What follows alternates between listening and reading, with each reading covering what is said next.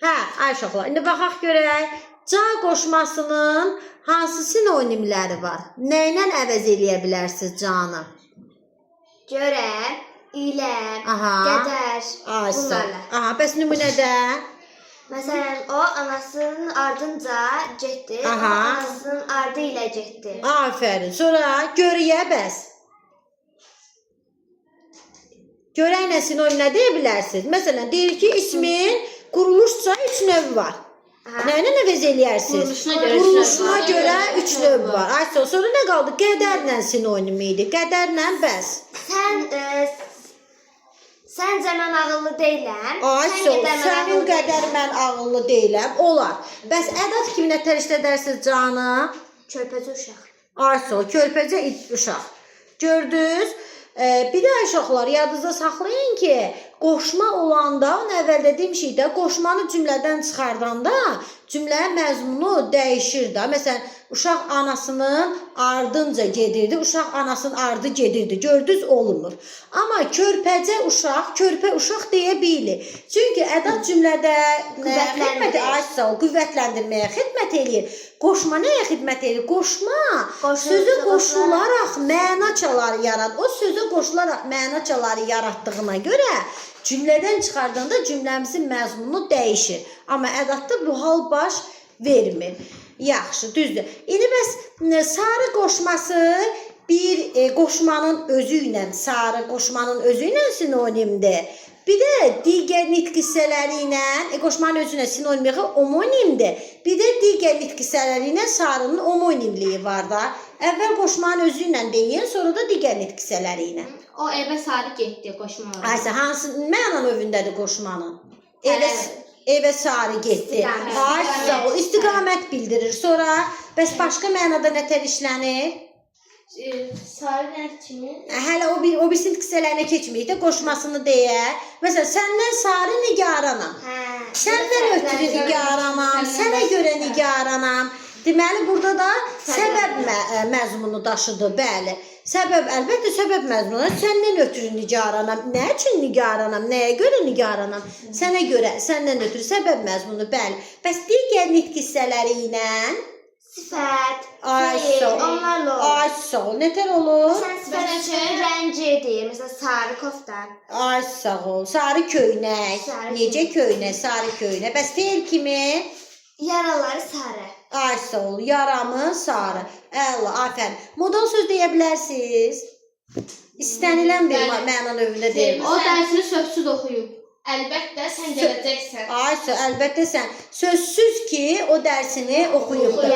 Bəs modal sözlərində durğu işarələri necə istifadə edilir? Hansı durğu işarəsini istifadə edilir modal sözlərdə?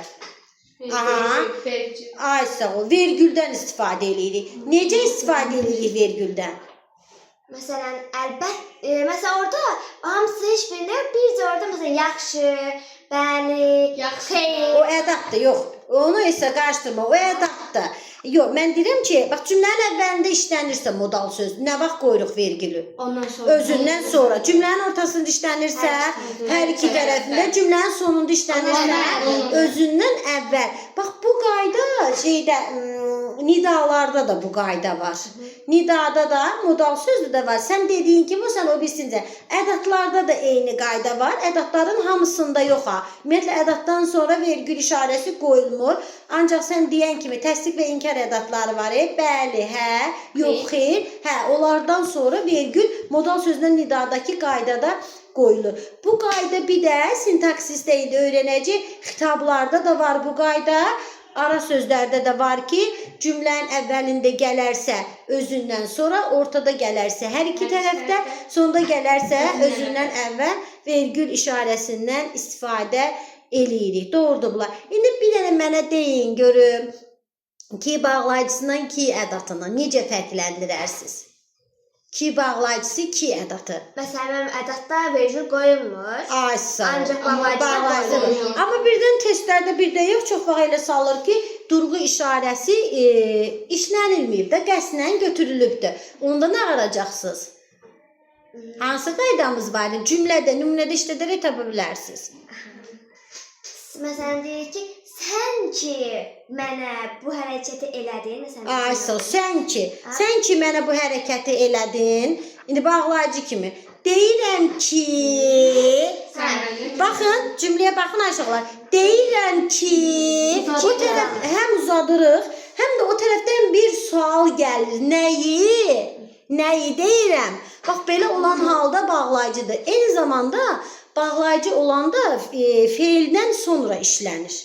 Feil gəlir, sonra bağlayıcı gəlir. Bir də vergül işarəsində vergülü qəsdən götürə də bilərlər. Ancaq ədatda isə adətən şəxs əvəzliklərindən sonra gəlir. Adətən, amma başqaları da ola bilir. Bir də ədatda uzatma yoxdur da, uzun tələffüz eləmə yoxdur, fasilə yoxdur. Bir də sual ədatı da var da. O bayaq dediyiniz nə idi? Sən ki, nə ədatı idi o?